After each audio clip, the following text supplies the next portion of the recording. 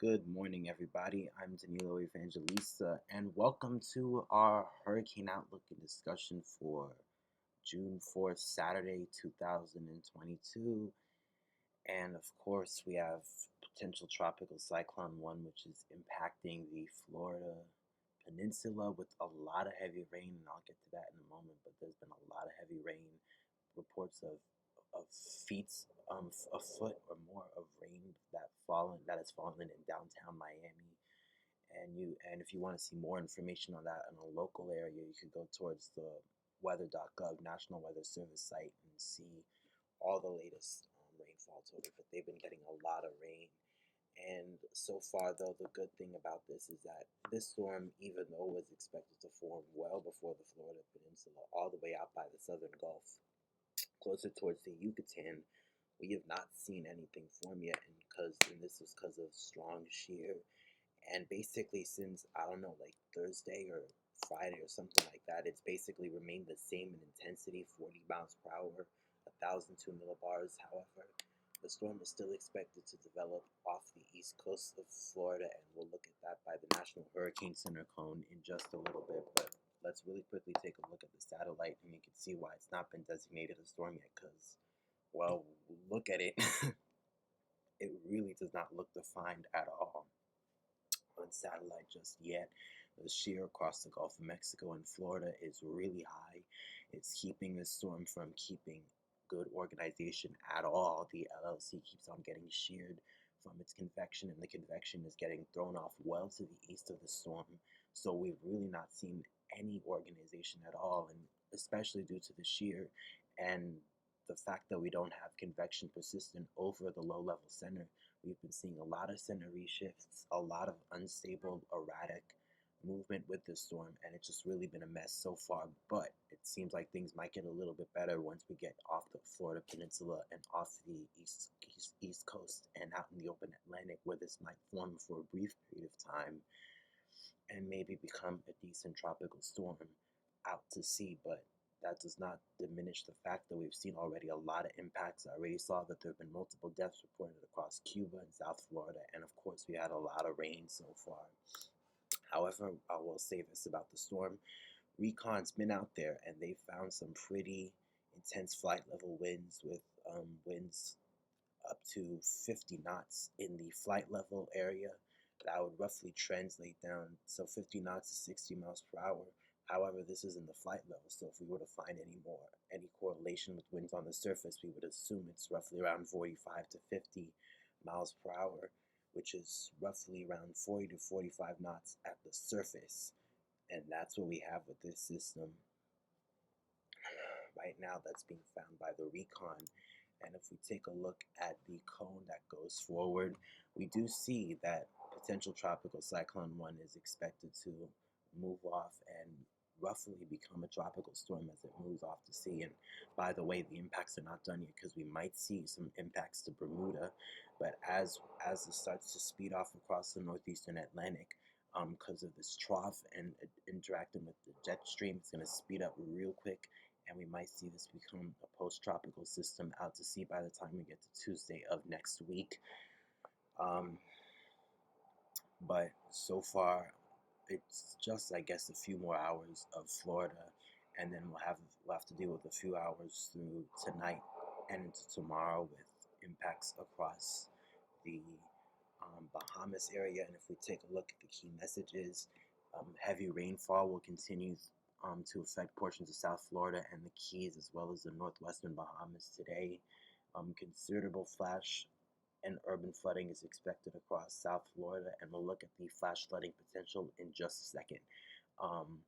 And that is also expected to continue through the northwestern Bahamas too. Tropical storm conditions are expected in the warning area in Florida, which is right now mostly the eastern coast of Florida, as we've seen the center already move through the western coast. Now we're just expecting impacts along the eastern coast of Florida and the Bahamas today, and by this afternoon we'll start seeing impacts on the Bahamas too. But when we talk about impacts, we might see a little bit of the rain As we do notice, though, that the National Hurricane Center expects this to become a tropical storm out to sea. They're roughly expecting a peak of 50 miles per hour, maybe more if recon data does already point to 50 miles per hour by some of the convective activity, of course, off the east coast of Florida. But of course, we do see, as we've been talking about, a lot of rain for portions of South Florida already. Some places in Florida expecting up to 10 to 15 inches of rain, which is the red.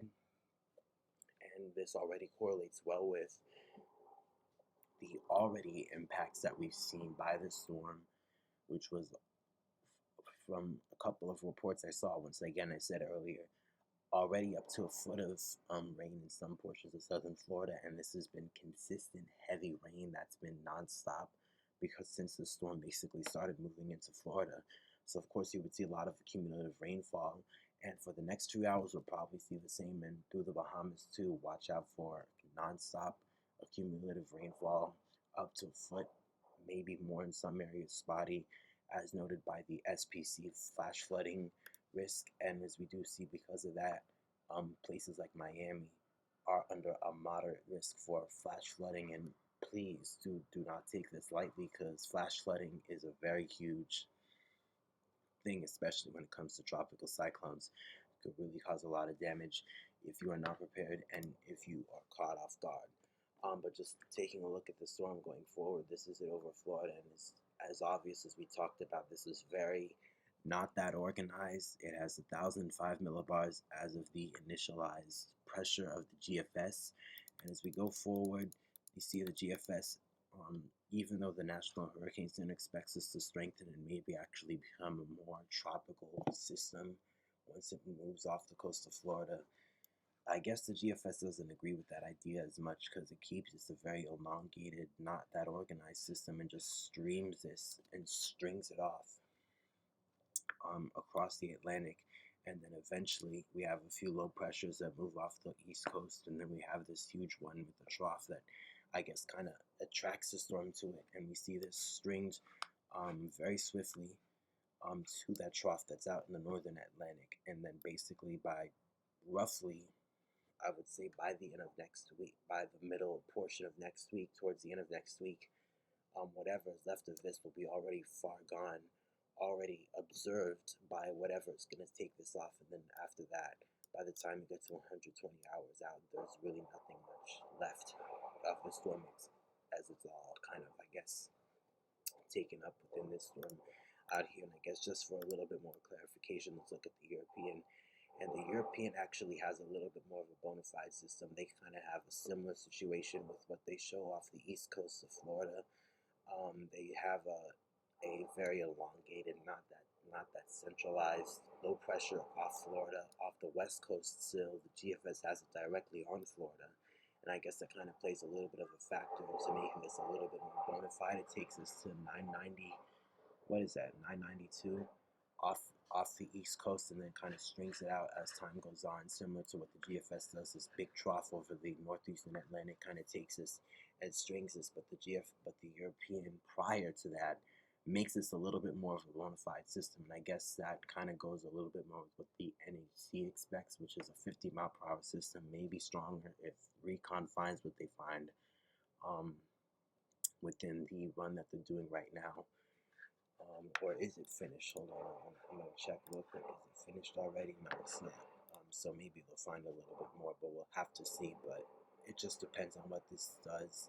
Maybe this will become a tropical system, but for sure, this was not that much of an organized system when it was coming into Florida and, of course, the Bahamas and Cuba. But that still does not mean that the rain will be the biggest, though is not diminished, like the impacts of rain and wind. That's not diminished whether or not the storm was organized or not, because it's still, even if this had an organized low level center, sure, it might have been a little bit stronger, but we would still have had as worse rain and as worse winds, maybe a little bit more in the winds. But at least in the rain, I would have not thought that that would be different at all.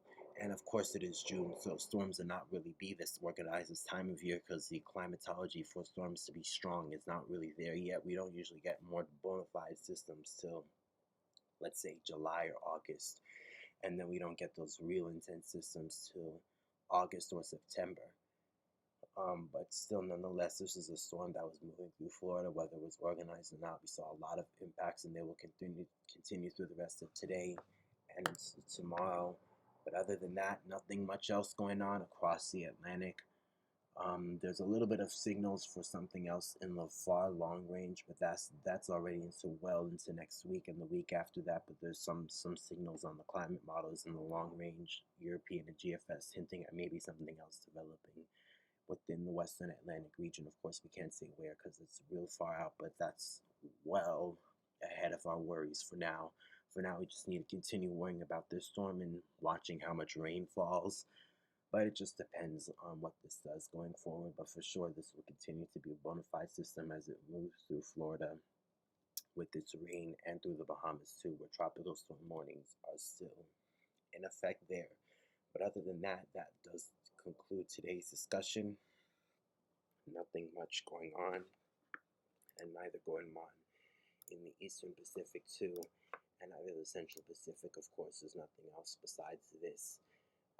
And it doesn't look like for now we'll need to watch anything else in the near future, which is good, and of course expected because it's the early season, so we won't have a lot to talk about right now. But of course, as time goes on, and especially that this year is expected to be a pretty active year, we'll see things continue to ramp up as time goes on.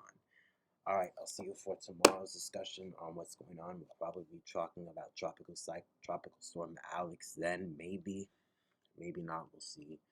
But other than that, everybody watch this rain. If you're in Florida, South Florida, watch the rain as the main threat, as well as the northern Bahamas too. Continuous heavy rainfall will be the biggest thing right now. The wind too will be some side thing, I guess that's the best way to say it. A side issue, not as much as the rainfall, nowhere near as much as it. But other than that, that's it for now. Thanks for watching, everybody. If you liked, of course, please subscribe and like the video. Really helps us out. And we'll see you tomorrow. All right, peace.